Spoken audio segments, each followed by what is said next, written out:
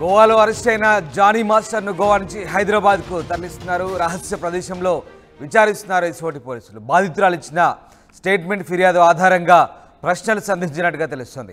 5 ఏళ్ల నుంచి వేధించినట్లు బాధితురాలు ఇచ్చిన కంప్లైంట్ సంబంధించి మీ వాదన ఏంటి? మతం మార్చుకోవాలని మీరు ఒత్తిడి తెచ్చారా? భార్య భర్తలు దాడి చేశారని బాధితురాలు ఆరోపిస్తుంది. ఇది నిజమేనా అంటూ ప్రశ్నలు సంధించినట్టుగా తెలుస్తోంది. ఇవాళ ఫోక్సో కోర్టు ముందుకు జానీ మాస్టర్ను హాజరుపరిచే అవకాశాలు కనిపిస్తున్నాయి. గోవాలో జానీ మాస్టర్ను అరెస్ట్ చేసిన పోలీసులు ఆయన్ను హైదరాబాద్ తరలించారు. అంతకుముందు ఆయన కోసం 4 బృందాలు గాలింపు చేపట్టాయి. గోవాలో ఓ లాడ్జిలో ఉన్నట్టుగా గుర్తించారు. జానీ మాస్టర్ పాస్పోర్ట్ను, సెల్ ఫోన్ను సీజ్ చేశారు.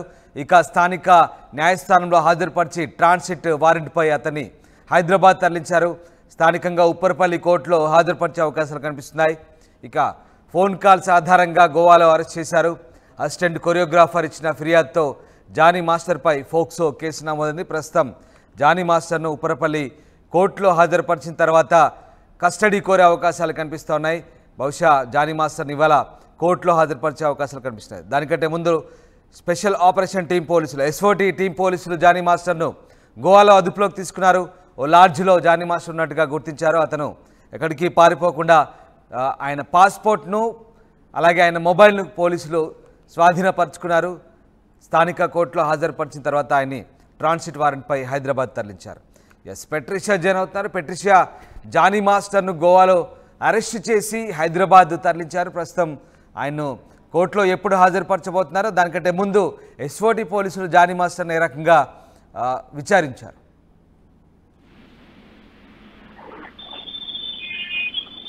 ప్రస్తుతం ఇప్పుడే చూసుకుంటే అయితే నార్సింగ్ పోలీస్ స్టేషన్ అదుపులో కొరియోగ్రాఫర్ జానీ మాస్టర్ నిన్న గోవా నుంచి హైదరాబాద్ కి తరలించారు. సుమారుగా రాత్రి తెచ్చారని కూడా పూర్తిగా తెలుస్తుంది. ఒకవైపు రాష్ట్రంగా జానీ మాస్టర్ ని విచారిస్తున్నారని తెలుస్తుంది. ఇప్పటికే పోక్సో కోర్టుకి సంబంధించిన న్యాయమూర్తి ముందు, మెజిస్ట్రేట్ ముందు హాజరుపరుస్తారంటూ అని అంటున్నారు. ఇప్పటికే నార్సింగ్ పోలీస్ స్టేషన్ మరియు ఎస్ఓటి పోలీస్ ఆధ్వర్యంలో సీక్రెట్ ప్లేస్ లో ఇంటరాగేషన్ జరుగుతుందని తెలుస్తుంది. గోవా నుంచి కూడా మొత్తం మీద కూడా ట్రాన్సిట్ వారెంట్ ద్వారా అక్కడి నుంచి గోవా కోర్టు నుంచి అక్కడ ట్రాన్సిట్ వారెంట్ తీసుకొని అక్కడి నుంచి మళ్ళీ ఇప్పుడు హైదరాబాద్ కి తరలించడం అయితే జరిగింది. సుమారుగా రాత్రి వచ్చారు. ఇప్పటికే 24 గంటలు అయినప్పటికీ ఒక పూర్తిగా కూడా చెప్పాలంటే 24 గంటలు కాకముందే ట్రాన్స్మిట్ వారెంట్ తీసుకురావడం, అదేవిధంగా కోర్టులో కూడా ప్రొడ్యూస్ చేయాలి. టైం లేనప్పటికీ కూడా రిమాండ్ కి తరలిస్తున్నారని తెలుస్తుంది. మొత్తం మీద కూడా సుమారుగా 11 o'clock నుంచి 12 o'clock ప్రాంతంలో రిమాండ్ కి తరలిస్తారు. ఆ తర్వాత పోలీసులు కస్టడీ పిటిషన్ కోరుకోవడం కూడా జరుగుతుందని కూడా మొత్తం మీద జరుగుతుంది. బాధితురాలు ఎవరైతే డాన్స్ కొరియోగ్రాఫర్ అసిస్టెంట్ ఉన్నారో తను ఇచ్చిన ఫిర్యాదు మేరకు పోక్సో కేసే కానీ, రేప్ కేసు కానీ, డ్రెస్ బాస్ ఇవన్నీ కూడా పూర్తిగా కేసులు నమోదు అవ్వడం అయితే జరిగింది. మొత్తం మీద అయితే ఇవాళ జానీ మాస్టర్ కి రిమాండ్ కి తరలిస్తారు. ఆ తర్వాత కస్టడీ పిటిషన్ తీసుకుంటారని కూడా మొత్తం మీద అయితే తెలుస్తుంది. రైట్. దానికంటే ముందు స్పెషల్ ఆపరేషన్ టీం ఎస్ఓటి పోలీసులు జానీ మాస్టర్ను రకరకాలుగా ఆయన్ని సమాధానాలు రాబట్టే ప్రయత్నం చేసినట్టుగా తెలుస్తోంది. సో ఆ విచారణ క్రమం ఎలా జరిగింది? ముఖ్యంగా రహస్య ప్రదేశంలో ఎస్ఓటి పోలీసులు ఇప్పటికీ ఇంకా విచారిస్తున్నారు. ముఖ్యంగా 5 ఏళ్ల నుంచి వేధిస్తున్నారంటూ కంప్లైంట్ వచ్చింది. దీని గురించి మీరు ఏమంటారు? మతం మార్చుకోవాలని ఒత్తిడి చేశారా? మీరు భార్య భర్తలు ఇద్దరు కలిసి దాడి చేశారా? ఇవన్నీ కూడా బాధితురాలు ఆరోపిస్తుంది. వీటన్నిటికీ నిజమేనా? మీరేం సమాధానం చెప్తారంటూ జానీ మాస్టర్ను విచారించినట్టుగా తెలుస్తుంది. ఇంకా ఎలాంటి ప్రశ్నలు సంధించారు? జానీ మాస్టర్ని ఎలా విచారిస్తున్నారు ఎస్ఓటి పోలీసు? మొత్తం మీద కూడా నిన్న ఎస్ఓటి పోలీసులు మరియు నాసిక్ పోలీసుల ప్రస్తుతం ఆధ్వర్యంలో ఉన్న జానీ మాస్టర్ ఒకవైపు చూస్తే కూడా కూపీలాగే ప్రయత్నం చేశారు.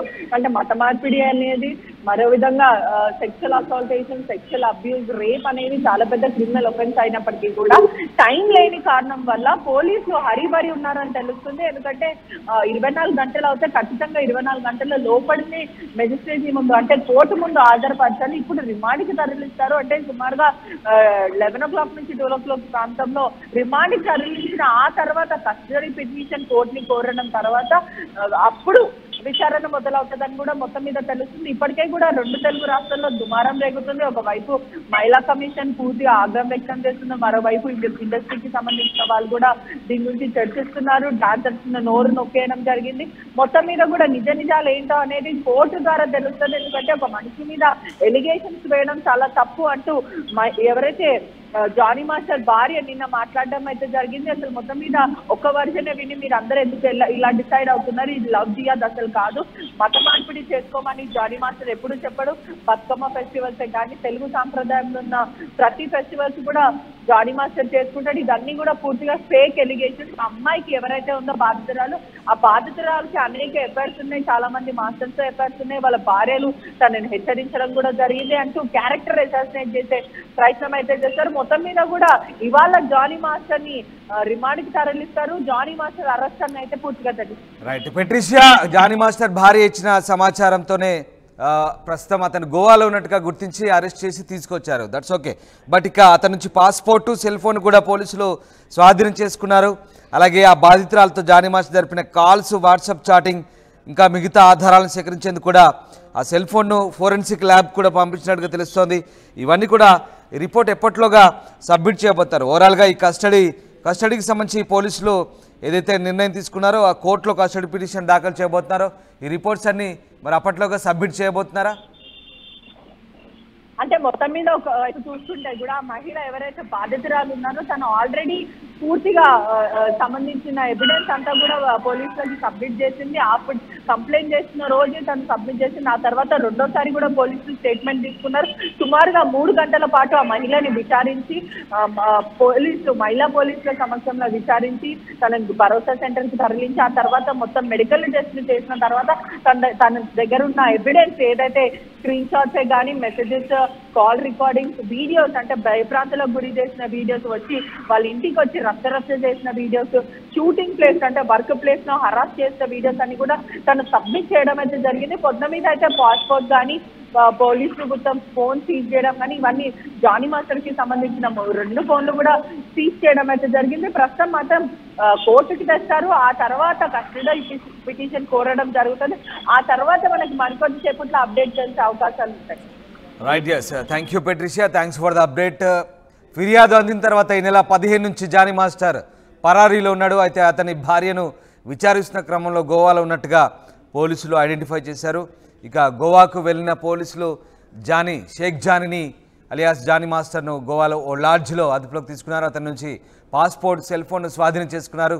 స్థానికంగా ఓ కోర్టులో హాజరుపరిచిన తర్వాత ట్రాన్సిట్ వారెంట్పై హైదరాబాద్కు తరలించారు. హైదరాబాద్ రాజేంద్రనగర్ పోలీసులు మరికొద్దిసేపట్లో అతన్ని ఉపరపల్లి కోర్టులో హాజరుపరచబోతున్నారు. ఇక అక్కడి నుంచి ఆయన్ని రిమాండ్కి తరలించే అవకాశం ఉంది. మరోవైపు సోమవారం ఆయన్ని కస్టడీలోకి తీసుకునేందుకు పిటిషన్ దాఖలు చేయబోతున్నారు. ఇటు జానీ మాస్టర్ సెల్ ఫోన్ని ఫోరెన్సిక్ ల్యాబ్కి పంపించబోతున్నారు. బాధితురాలతో జరిపినటువంటి చాటింగ్, మిగతా ఆధారాలకు సంబంధించి పూర్తిస్థాయి రిపోర్టు తయారు చేయబోతున్నారు. మొత్తం మీద జానీ మాస్టర్ సంబంధించి పూర్తిగా ఆధారాలు సేకరించిన తర్వాత చర్యలు ఉండబోతున్నట్టుగా తెలుస్తుంది. ఇష్యూ అవుతుంది కదా, అసలు ఏం చెప్పాలనుకుంటున్నారు? కాల్ వచ్చింది, ఫేక్ కాల్ వచ్చింది కనుక్కోవడానికి వచ్చాను.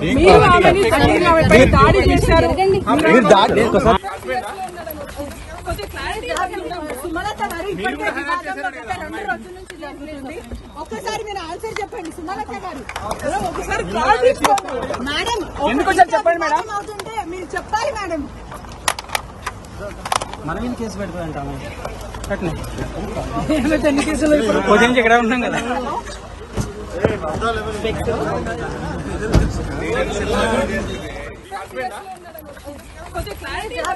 సుమలత గారు